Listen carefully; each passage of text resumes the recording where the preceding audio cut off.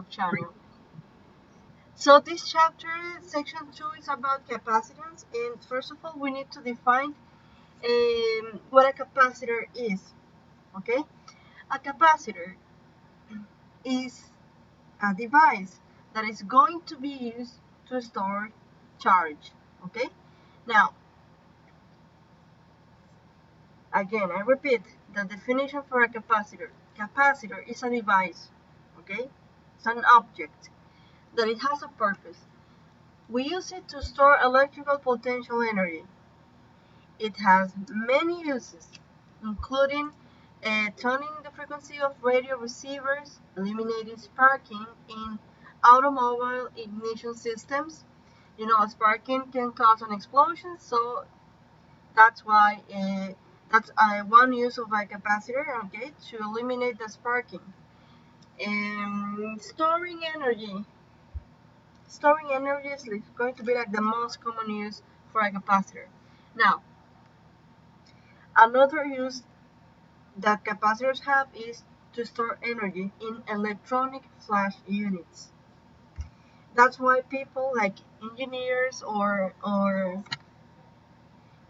expertises on electronic devices, when they are trying to fix something, okay, in that device, in that electronic device, they're always using gloves. The reason is because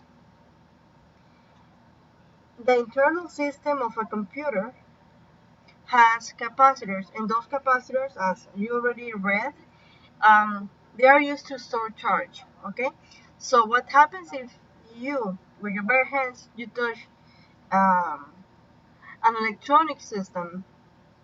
Well, the charges, okay, will interact, and you're going to receive a shock, an electronic shock. So to skip it, to avoid it, what we do is we touch the plate or the. Why are people coming so late to my class? Or what you can do is you're going to use gloves. The idea of using gloves is the material that it is made of. It is a material that is going to skip the transmission of electric charges. Okay? Remember the concept of insulation. So, the gloves are going to work like insulators, keeping the charges apart without interaction. In that way, you'll be safe. Now, what is an energized capacitor? Why is it useful? It is useful because energy can be reclaimed from the capacitor when we need it for a specific application. So imagine, this is the concept that I was telling to my students, okay? A capacitor is used to store charge, okay? We're going to store charge in a capacitor because you don't know if you can use it later for a specific application. So, I can tell you this story of mine. When I was 7 or 6 years old, my father told me that saving money was a good idea. And because we always trust our parents, I trust him. And I began to start saving when I was 6 years old or 7. I don't remember exactly when, but it was in first grade, when I was in first grade. So, why am I telling you this? Because throughout all these years, I was able to save money. So even though I had years where I didn't have a job, I had my own money, of course, in my bank account. And for me, it was, even though I was not working, like officially working at an enterprise, I had my own money that allowed me to continue with my life because I stored money just like a capacitor stored charges. When I needed the money, it was there in the bank account. When the capacitor needs to release its energy. For a specific device, it will do it because it already has the energy, the electrical energy stored. So imagine that the capacitor is going to be like your bank account if you are used to store money. So my advice for you for your life is the same that my dad told me when I was 7, is to save money because you don't know when you will need an extra amount. So far at this moment of my life, even though I have passed through many emergencies, I've been able to cover it because I have my savings. Saving money is important. Do not spend all. You don't need to spend all the money.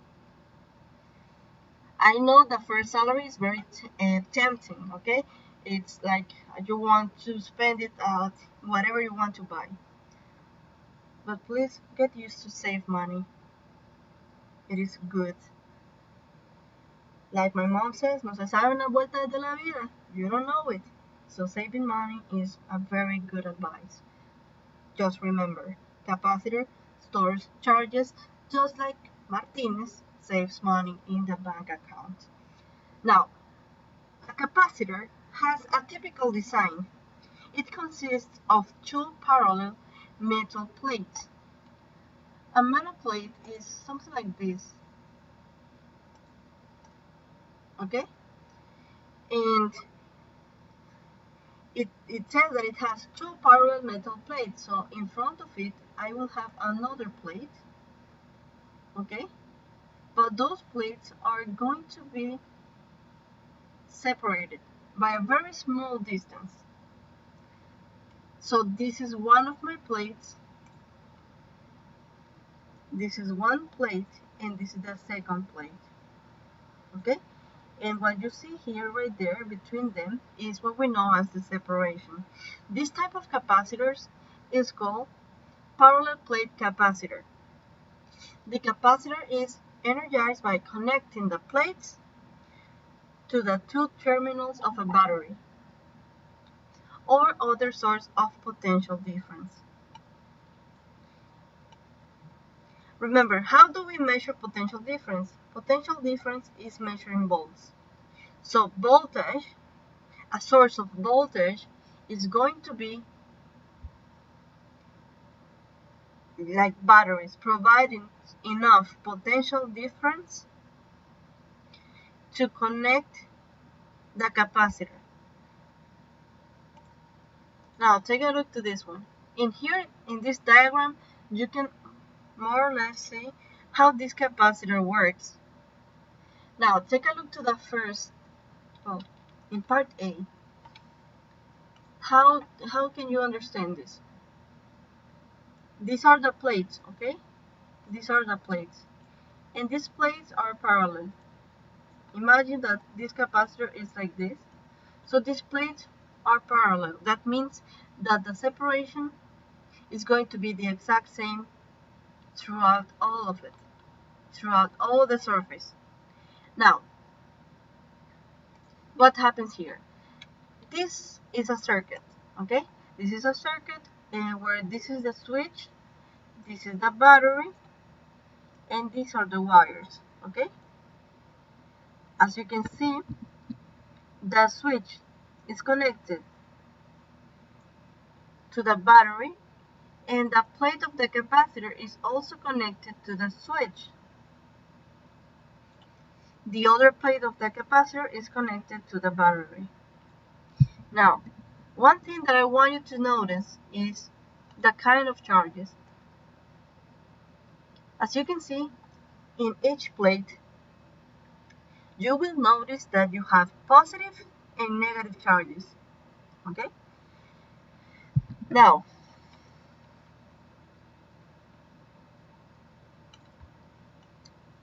here it says, no net charge on the plates. How do I know what is the net charge on each plate? Take a look to the charges. I have here 1, 2, 3 positive charges So I have plus 3, and I have 1, 2, 3 negative charges. Plus 3 minus 3, this gives me a total of 0. Okay? That means that it is accomplished that no net charge is applied on the plates. This is for the plate 1. In the second plate, I have 1, 2, 3 negative charges, so I will have negative 3. And positive charges, I have 1, 2, 3. Minus 3 plus 3 also equals 0. What I'm trying to say with this is that the charges on a plate are going to be balanced. Okay? Take a look to the switch. This switch is open. That means that it's not allowing the current to pass through. That's why you don't have charge on the plates. But what we have in the part B, as you can see, now the switch is connected, okay? The switch is on. So it's allowing the electrons to come from the battery through the wire and then through the switch to the capacitor. Take a look to this switch, okay? Take a look to this system.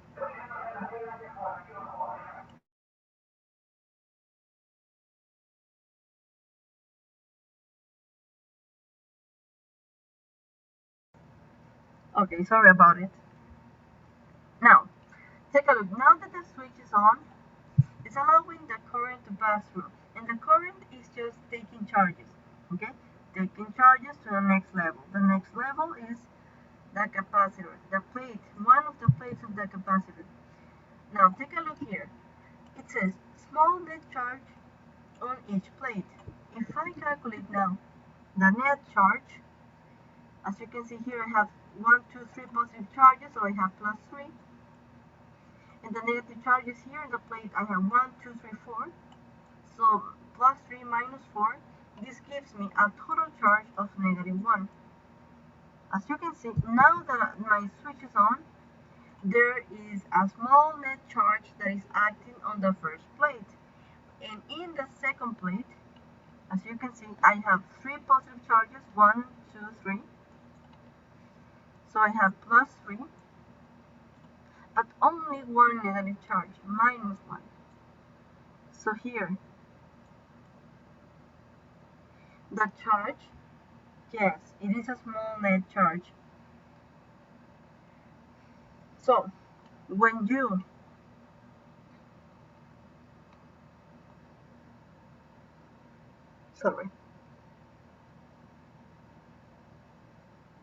when you turn the switch on, all the system begin to work.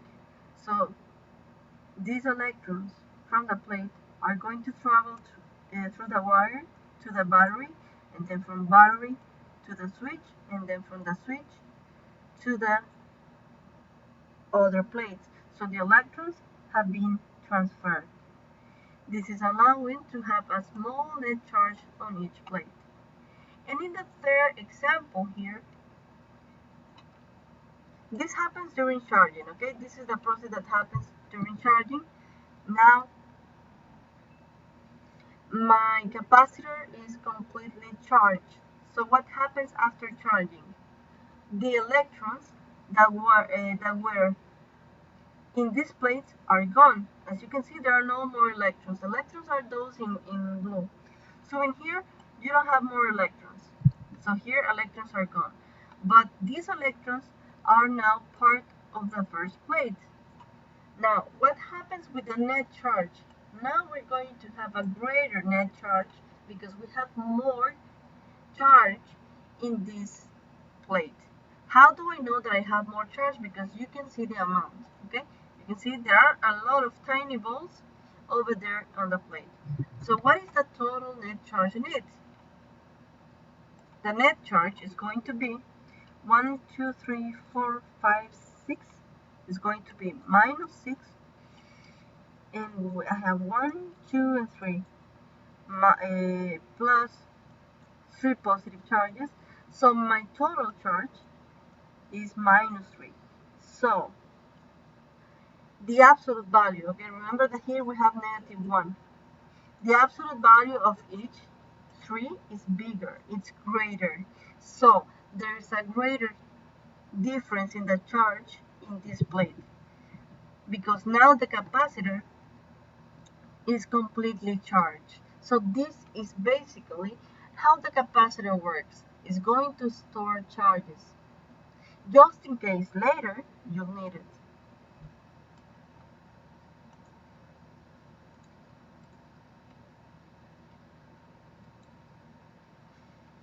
So if I ask you, for example, in a quiz to make a sketch of a capacitor, you can do this sketch, okay? Switch, wire, capacitor, wire, battery. That could be helpful. Now, so far we have been talking about capacitors, okay? Capacitor, the device that stores charges. Now it's the term for us to talk about capacitance. Capacitance, we're, okay?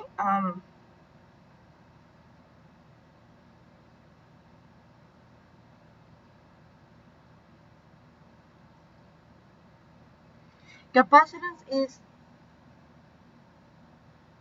it measures the ability for the conductor or for the capacitor to store energy. Okay, so the capacitance measures how good a capacitor is to store charges. For example, I can say that a flute, okay, a flute can produce music or noise. If you're not a good musician, you will produce noise. But if you are good, if you have the ability, you will produce music. And the quality of the music that you produce is going to depend on the capacity, on the ability to play the flute. So the capacitance is what measures the ability of the capacitor to store those charges. Now, this ability, okay, this ability of the conductor to store energy in the form of charges is measured by the capacitance of the conductor. Capacitance then is defined as the ratio of net charge on each plate divided by the potential difference that is created by those charges. In other words, capacitance is a formula, and the way that we get it is when we divide the charges of each plate by the potential difference. The potential difference, remember, is the one that will be provided by the battery or the wall outlet, for example. They will provide the potential difference, the voltage that is required for the circuit. Now, this capacitance, that's how you get it, usually. Now, in what units are we going to measure the capacitance?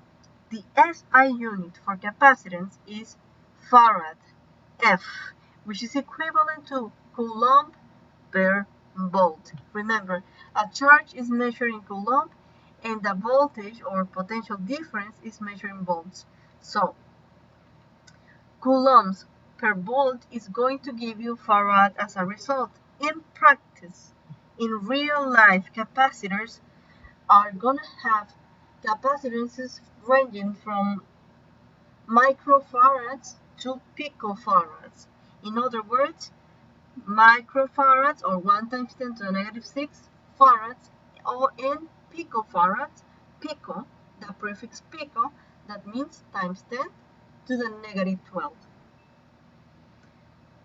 Here I have so many questions for the quiz only from this slide. So you better pay attention. Now, take a look.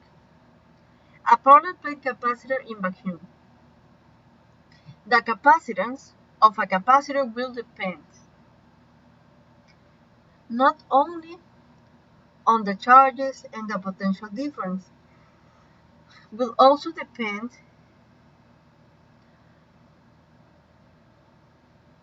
on the size and shape of the capacitor. Remember, I told you that a parallel plate capacitor is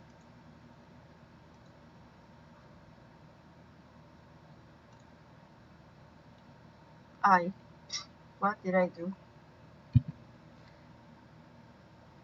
Okay, the capacitor will depend on the size and shape of the capacitor. Remember that I told you that you're going to have like two plates, okay? Now, what shape do you see in each plate?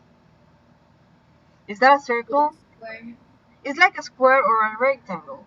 So that means that talks to me about the size of the capacitor and the shape.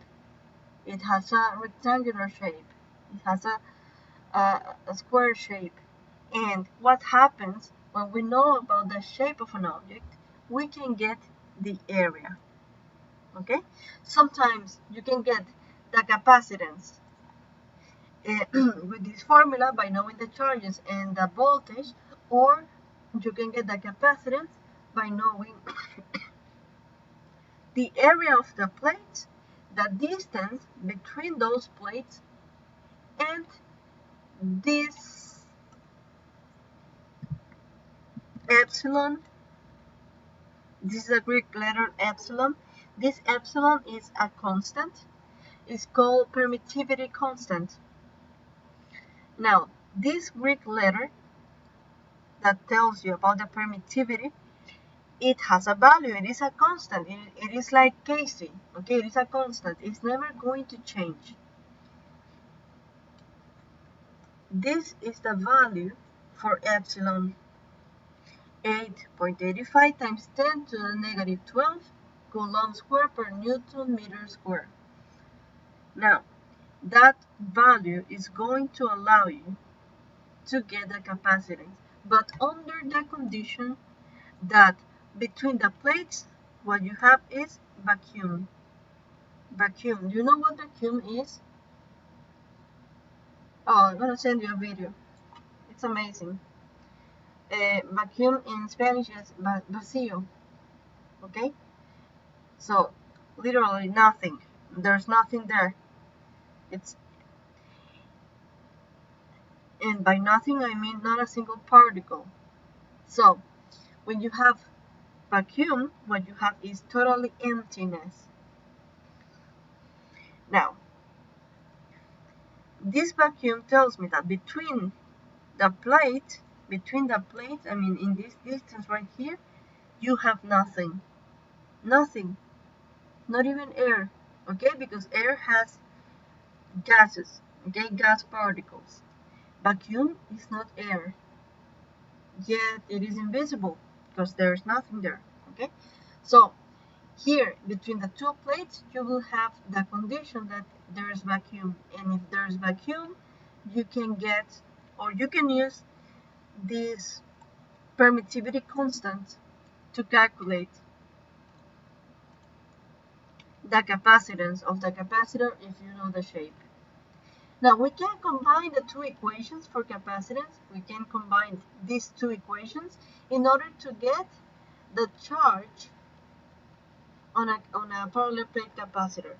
So if you combine the two of them, then we're going to have this equation to get a charge. It's going to be the permittivity constant times the area of the plate divided by the separation multiplied times the potential difference.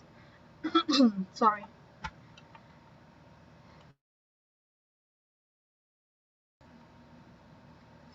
Okay. Um, the capacitor's capacitance is not always going to depend on the size, on the shape. Sometimes will depend on the material that the plates are made of, and the material that is between the plates. So far, we have assumed that the space between the plates is vacuum. However, in many parallel plate capacitors, the space is filled with a material called dielectric. A dielectric material is an insulating material such as air, rubber, glass, or wax paper. When a dielectric material is inserted between the plates of a capacitor, the capacitance increases.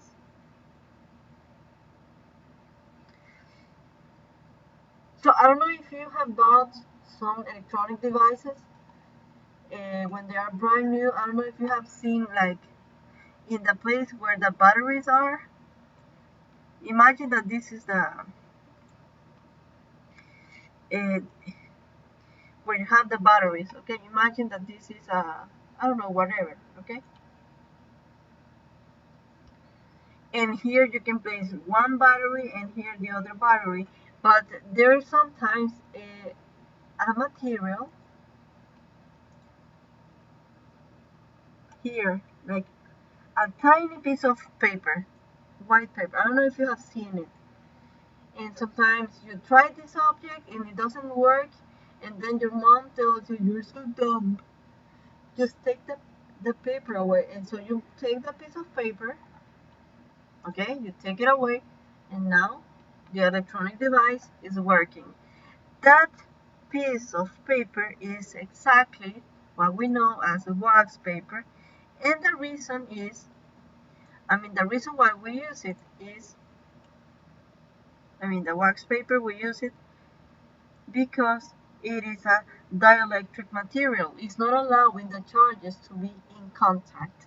So in that case, the capacitor of this device is going to store the charges way better, okay? Because if the plates are insulated, then the capacitance increases and it can store charges for a longer period of time. A capacitor with a dielectric can store more charge and energy for a given potential energy that can the same capacitor without a dielectric. But, that's a real life capacitor. But in this book, for calculation purposes, we will assume that between the plates, there's just vacuum. That's why for these problems, at all times, we're going to be using the permittivity of vacuum, which is this value right here. But in real life, you will have dielectric between the plates. For the same reason that you don't want to waste, a device, an object.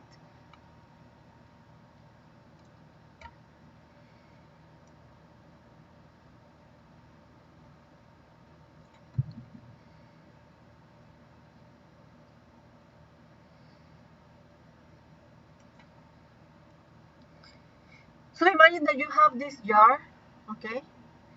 Imagine that you have this jar and no, ni modo.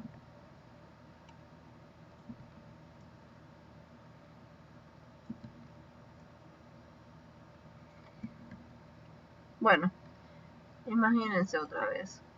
Imagine that you have this jar. Imagine that this is a jar, first of all, okay? And I can tell you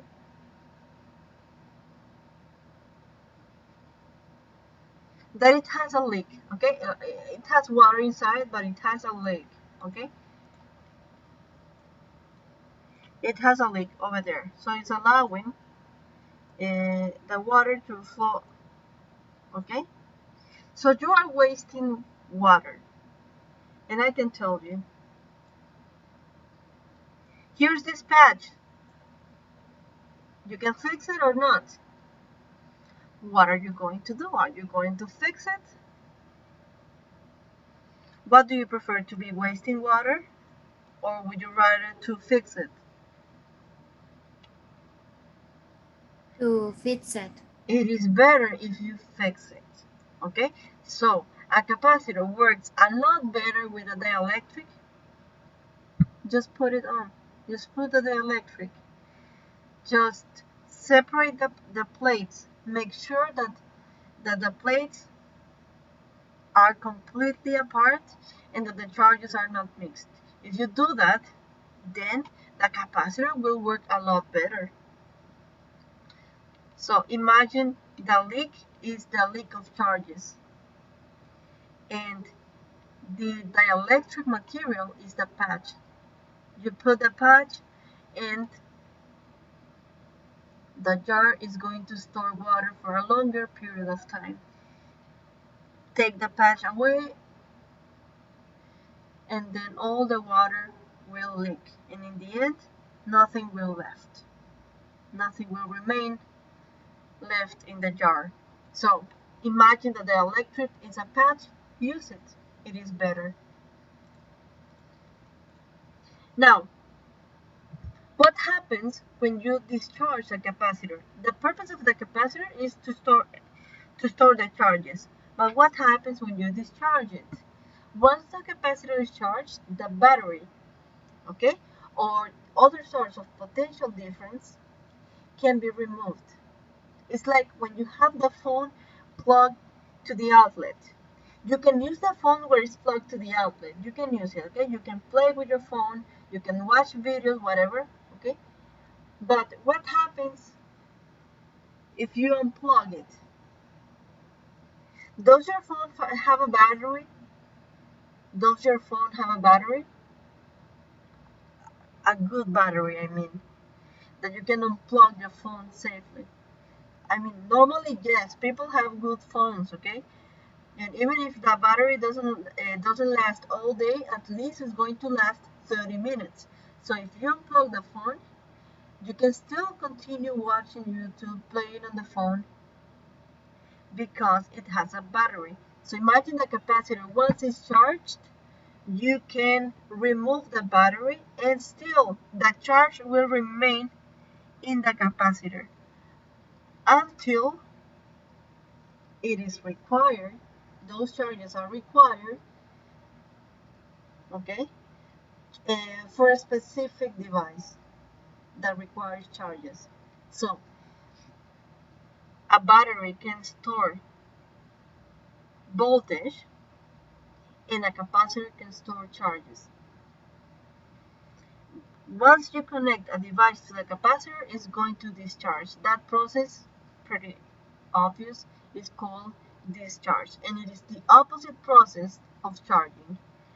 From this presentation is coming the next quiz, and from the old presentation too. Okay, so next week I will evaluate this topic. Practice part for Friday. But today this will be it. Sorry, I know that listen to me all this time probably is not the best, but I'm also going to share with you a video to explain capacitors in a better way. Maybe you like it even more.